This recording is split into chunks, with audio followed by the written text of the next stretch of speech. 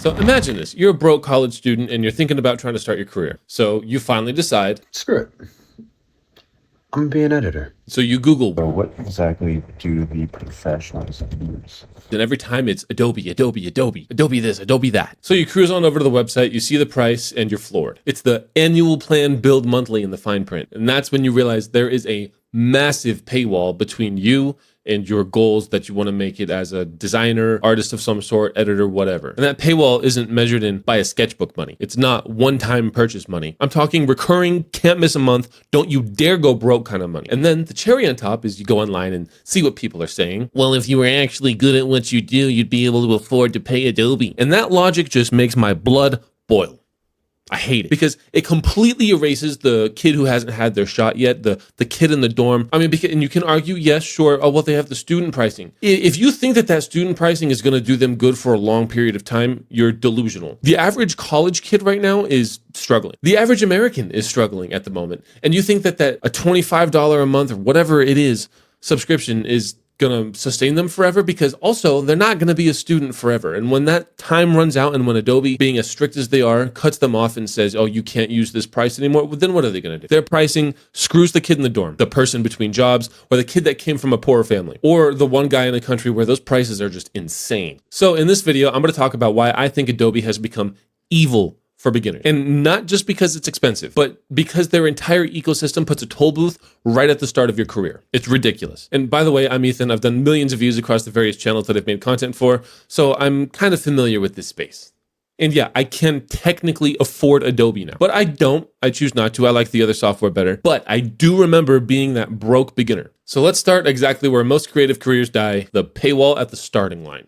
Here's the brutal reality if you're a student or maybe you're just broke. Adobe isn't just kind of pricey. It is a mandatory monthly bill if you buy into the idea or the myth that real pros use Adobe. So right off the bat, you're not established, you don't have any clients. You might just be working part-time at a coffee shop or you're living off loans. But before you can even land your first paying gig, you're already expected to commit to a subscription, and not a one-time purchase, a subscription. Hand over your card details and just hope nothing goes wrong. And in a lot of cases, lock into an annual commitment with a fee for leaving early. You're paying rent on your creativity. And that's bull to me. And so what happens if you can't keep up 1 month? Your tools are gone. You're locked out of the projects you already have and can't open the things that you've already made. And that's exactly what I hate about this, is that Adobe has positioned themselves in the market as the default gatekeeper. You want to be taken seriously? Cool. Pay the toll every month. And the people defending this, not all the time, but almost all of the time, never the broke kid starting out. And if you were the broke kid starting out that are defending Adobe's pricing system now, shame on you for not remembering where you came from.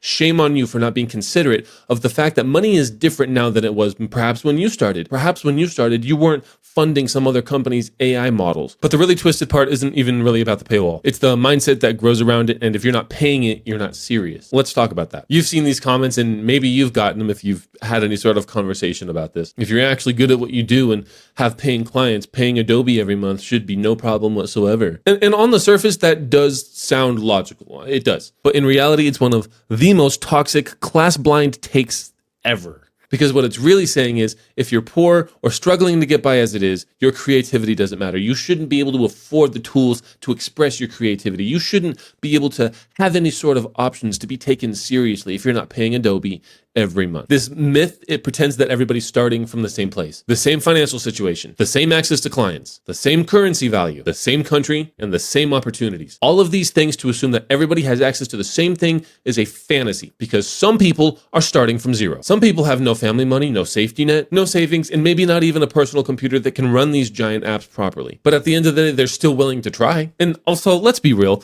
being good and getting paid are not the same thing. You can be insanely talented and still be early in your career, stuck in a low income region, or maybe still stuck in school, be taking care of family, or maybe be being underpaid, or maybe you're just unlucky so far. Tying your worthiness as a creative to whether or not you can afford a specific subscription-based software is just That's a psychological case study. That's crazy. Adobe didn't make you talented. You did that. And it gets even worse when you realize how deeply wired the industry is around Adobe. Adobe isn't just expensive. Its entire ecosystem is built around gatekeeping their status quo in the industry. Colleges are making Adobe part of the ecosystem and curriculum. You want to pass this class? Well, you need to use this software. Job listings will literally say you need to be fluent or well experienced in Adobe Premiere Pro, After Effects, Photoshop, Lightroom, yada, yada, yada, InDesign likely. Studio pipelines are built around Adobe type type files, send the PSD, save the AEP, and then send me the Premiere project. So if you're the broke student who can't get Adobe, you're cut out from all of that. How are you supposed to get the experience that you need to learn how to use this software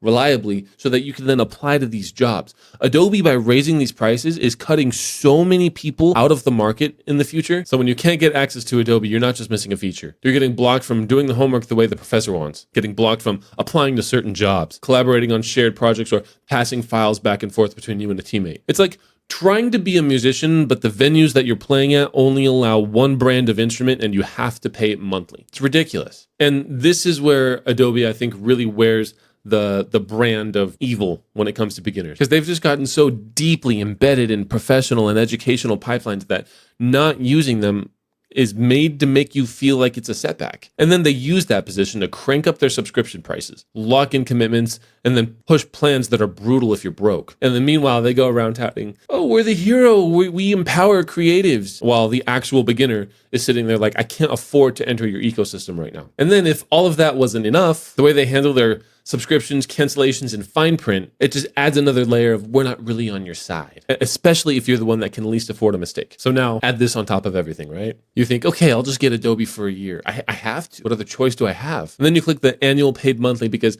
well, hey, the number looks smaller. You can afford it better, right? But with Adobe, the devil is always in the details, because buried in the fine print, if you cancel early, if you decide that you need to put this money towards more important things like your bills or car payment, perhaps, you get hit with the big fat early termination fee. And what are you supposed to do in this situation? What about the students? Your income is unpredictable, very small at best. And life is unpredictable, it's unstable. Maybe you lose your job, maybe you get a medical bill. Now, only us in America have to worry about that. Or maybe you need to help your family, or maybe you just realize that this career path isn't for you, and that's okay. But then you have to pay the termination fee, it's ridiculous. And then instead of just canceling the subscription like a normal human, you get punished for not being rich enough to see the contract out to the end.